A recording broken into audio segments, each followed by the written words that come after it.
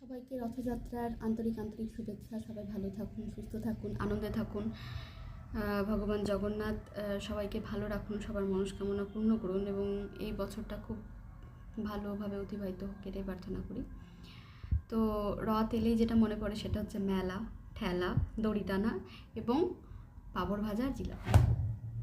তো এটা ছাড়াও আমরা যেহেতু বাঙালি, তাই বাঙালি হিসেবে যেটা আমাদের সবসময় ছোটোবেলা থেকে বাবা মায়ের মুখে এবং স্যার ম্যামদের মুখে এটা শুনে শুনে অভ্যস্ত, এবং রথ এলেই এই কবিতার লাইনগুলো বেশ আবার নতুন করে এদিক ওদিক দেখা যায়।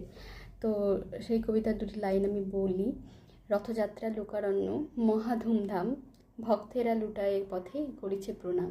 পদভাবে আমি দেব, রথভাবে আমি, মূর্তিভাবে আমি দেব, হাসে অন্তর্যামী। জীবনটাও কত সত্যি তাই। আমরা যখন যেই ক্ষমতায় থাকি আমরা মনে করি যে আমরাই শ্রেষ্ঠ, আমাদের ওপরে বোধহয় কেউ নেই, আমিই হয়তো ঈশ্বর, কিন্তু আসলে তা নয়। পথটাও নিজের স্থানে, সব স্থানে সবাই ক্ষমতাসীন, কিন্তু তার উপরে কেউই নয়, কারণ বাবারও বাবা থাকে। সবাই ভালো থাকবেন। শুভ রথযাত্রা।